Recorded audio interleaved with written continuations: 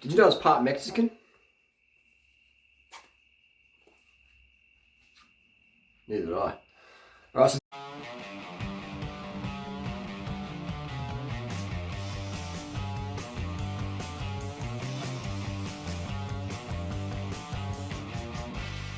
Today's video, we start with a hydration chart. Am I hydrated? Aim for clear urine at least 10 times a day. Eat a diet rich in fresh fruits and vegetables. Drink a quart of water before meals. Thank you. the only time you should ever DNF is if you're at risk of severe injury, if you've got a fever, if to continue would cause you severe physical impairment. Then that's okay to DNF. If you DNF because you've ran out of sugar, that's like, that's the worst DNF. With that unorganized, that we haven't have enough table sugar. It's embarrassing, isn't it? It's embarrassing to DNF or to slow down so much in a marathon because you've ran out of table sugar. You put all this effort into your $300 Nike Next Percent shoes, your expensive Ironman entry, your $10,000 TT bike that was made in China for $800, and you're going to DNF or lose a massive amount of time because you simply didn't have enough table sugar. You didn't have $1 of table sugar on you. Spent all this money, all the gear, no idea. That's embarrassing. Today we're going to talk about nutrition. Nutrition for the long rides. We've got a ride coming up here in Australia, the Alpine Classic. The challenge that goes through the, hopefully they might even have it this year, but might be unfortunately burnt out because of the bushfires. The bushfires we cause here in Australia because we have cut down most of Australia's forests to grow grass-fed beef and dairy for export for local consumption. And that's decimated the rainfall, created big drought areas, a little fire rips through, and bang! All this fuel, forest fuel, dry timber, tinder, and just uncontrollable fires. So Australia's literally burning down right now. So all for the sake of meat and dairy. And environmentalists have been saying it for years. But anyway, I digress, don't I? But the issue is, will we have the Alpine Classic, etc., the Alpine Challenge, whatever you want to call it, the Audax ride, the big day in the mountains here in Australia, in Brighton, Victoria, Mount Hotham, back at Falls Creek? Will we even have that again? Will we have it this year? Hopefully we do, but right now it's looking like it's up in the air because a forest fire could go through there and boom. So you wouldn't want to be the event organisers. Anyway, we digress. Let's talk about nutrition. Let's put this goes to any event, whether it's the Alpine Classic or any long Audax ride or bicycle race. This goes to the Tour de France. Did you see the documentary with Geraint Thomas? He ate 1 kilo of rice a day, plus the sugar drinks, plus the energy bars, plus the pasta, etc., plus the fruit, plus the jam sandwiches, plus 1 kilo of rice per day, dry weight. In his little Tour de France documentary, I think what was it called, Let the Road Decide or whatever. It's a pretty good documentary. And Geraint Thomas, I've ridden with him a few times before his Tour de France win, and he's quite a down-to-earth dude. Same with Chris Froome. They're down-to-earth guys. I know local riders in B grade or C grade or do an A grade crit, and they think they're the world's best thing ever. As they get a jersey, they zip right up like this. They wear no gloves and like a pock helmet on. And talk to me, man. And talk to me. I race A grade crit at Big Park Circuit. Yeah. And Geraint Thomas and those guys are very, very friendly, down-to-earth riders. In my personal experience as a catches over here. Durianrider, could we please get to the topic of the video? And that's carbohydrate consumption. Today we had a great conversation that sparks this video. I talked to a rider, a friendly rider, and they were telling me that they almost finished the Alpine Classic, but they actually had to bail out because on the last climb of the day they got a flat tire, and emotionally they emotionally went flat as well. They got a flat tire, oh shit, went to hell emotionally, and they chucked the bike in the broom wagon and drove to the finish. All that effort, the training, $9,000 bike, beautiful bike it was today. Big 12 hours in the saddle, still didn't finish. All that money, all that preparation, all that effort, and $1 worth of sugar prevented them from finishing. They ran out of carbohydrate. I said, how much did you eat? She goes, no, it wasn't no problem. Nutrition was fine. I said, that's great, but how much did you eat? I had at least 5 gels. 5 gels over 12 hours. That's 150 grams of carbs. That's 600 calories.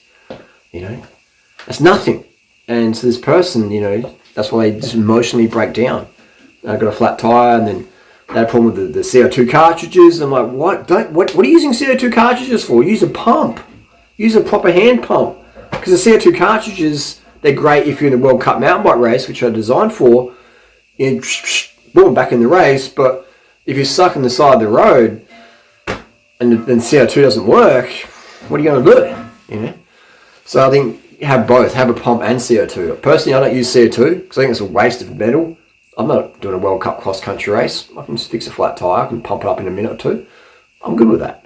It's good arm, get some arm definition, get some vascularity, get some gains, mate, gun show, But, so this person's done 150 grams of carbs in 6 hours, 12 hours. 12 hours. And I was like, you didn't have enough sugar. And she looks at me and looks at a friend and it's a bit like, sort of laughing at what I had to say. It's too sweet. Well, it doesn't matter if it's too sweet. Like, you got to harden up and get it done. I made the analogy, what if one of your friends came today and wanted to ride up Mount Lofty, a local mountain here in Adelaide, and they were complaining their legs are burning. So just harden up, keep pushing. You've got to push through it. Same with sweetness. Sometimes the sweetness is too much per hour, but if you haven't met your carb needs per hour and you want it to perform, then you've got to push past that. Because you're going to bulk, you're going to run muscle glycogen. You're going to get ketosis. And some morons out there would say, ketosis, that's good.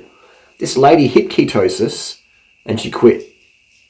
Because when you're in ketosis, doesn't matter how much caffeine you got, doesn't matter what drugs you're on, once you hit ketosis and there's a mountain in front of you, bye-bye, motivation is at an all-time low. All-time low. So that's what happened today, this discussion. And they rode off and I said, you should get easy gears as well. She said, that's expensive. And I said, you got a $9,000 bike. Get some 4630 absolute chainrings on there. You'll be right. But I could tell they were a bit sort of semi-annoyed, which I understand. I'm an annoying person. When I tell the truth to people. People don't like that. But I'd rather be honest and annoy people a bit, maybe. But get them thinking. Go, you know what? That durianrider guy, I think he's a bit of a douche, but you know what? What he said fucking makes sense. Spin to win. Carb up. One thing the person said was, I'll be spinning nowhere at 5k an hour. And I said, well, it's better to ride at 5k an hour up a hill and actually finish the event you paid money to than throw your $9,000 bike in the sag wagon. And that sort of hit him a bit. And that was pretty much the end of the conversation. They're like, okay, have a nice day, mate. And they rode off. Just being honest, I would rather ride at 5k an hour. Wouldn't you? I'd rather keep forward motion than have to chuck my bike in the sag wagon because my $9,000 bike got a flat tyre and I didn't have $1 worth of sugar on me. I didn't know how to use a pump prop that would I don't know. That's just me though. I'm a little bit weird like that. I'm a little bit weird than I like common sense. And I have these conversations with so many people. And this is not to shade anyone I met today or whatever. These are conversations I have every day with people in person or online. Some people out there, I'm like, first of all, why would you spend $9,000 on a bike with Ultegra? It's made in China. It's like, you get that for $1,000, $2,000. I don't know. This is my opinion, my experience. So it baffles me out there. So if you want to have carbohydrate success, if you want to have weight loss, be lean, like myself or the people I coach, then 100 grams per hour when you're out there. At a minimum 50 grams. A minimum of 50 grams per hour. But 100 grams is really ideal. If you're really going for your personal best, you're really going for a big day out, 100 grams of sugar, just table sugar. Table sugar is perfect because table sugar is 50% glucose, 50% fructose. Put them together, that's sucrose. Sucrose is found in fruit. Glucose and fructose in the fruits, in the cane, in the beets, etc. It's perfect. It's the best. Optimum. Every single scientific study agrees. The best ratio for human performance, recovery, mental function, testicular function, every function is 50 glucose, 50 fructose. That's just the best for muscle restoration, power, endurance, stamina, emotional well-being, emotional muscle ability. 50% glucose, 50% fructose, aka fruit, which is hard to logistically manage if you've got 80 bananas in your back of your pocket. Dates are good. Or table sugar. Good old table sugar that people like. Yeah, it's so funny. People like sugar, but then they'll eat rice, which is pure glucose. They'll eat fruit, which is sucrose. Or they'll eat maple syrup, which is glucose fructose. Or they'll have potatoes, which is glucose. Or they'll have wheat, which is glucose. But sugar's bad. Sugar's bad. and their performance just goes. And they're the people who buy the $9,000 bike, travel halfway across the country or halfway across the world. I know people who do Paris and bonk out because they failed to have a couple of euros worth of fruit. Worth of sugar. A couple of euros worth of fruit ain't much fruit. A couple of euros worth of sugar, you can get 2 kilos of sugar there, can't you, for a couple of euros? That'll keep you going for Paris. 2 kilos, $2, 2 euros, Paris fuel. 50 grams per hour for Paris for sure. 100 grams per hour for a day ride, pushing a bit harder. You're going to burn through more and you need to store more. But, man, I'm 42 and I regularly smash 20-year-old guys up the climbs here, and I hardly train. And they're lighter than me, but mentally they're weak. We're weaker, I should say. Not weak, I'll take that back, not weak. They're on a bike, they're getting it done, good. But they're a bit weaker mentally. And I'd say a lot of that would be because they run too much on caffeine and not enough carbohydrate. But there's a few guys out there in Adelaide who are faster than me, and they're carbon up as much as me, and they're training more than me, and they're lighter than me, and they do really well. And they're putting out sort of professional level what I do almost. But and they follow my advice. It's pretty crazy out there. It's pretty crazy. It's pretty cool to see as well. But yeah, Garen Thomas, carbon up, 20 kilos of rice. People are like, oh, I'm not Garen Thomas. I'm not training for the Tour de France. I'm like, well, what do you got kids? You got a girlfriend? You want to keep it satisfied? You got a boyfriend? You want to keep him satisfied? You're a worker, or you got employees working for you? Like, you don't need any carbohydrates? Man, you're missing out on life. For me, life's not about existing. It's about really living, thriving, not just surviving.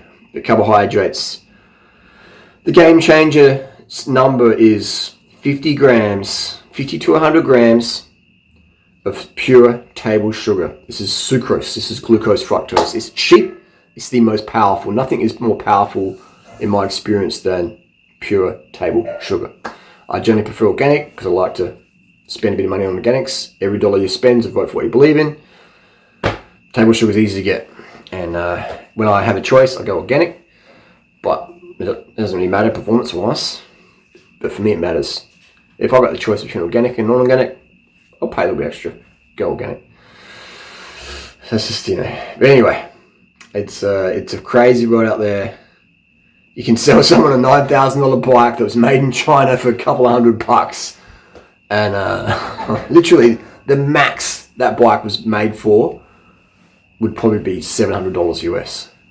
And it's sold for $7,000. That's like a 10-time markup. Crazy thing about that. But that's just how people are out there.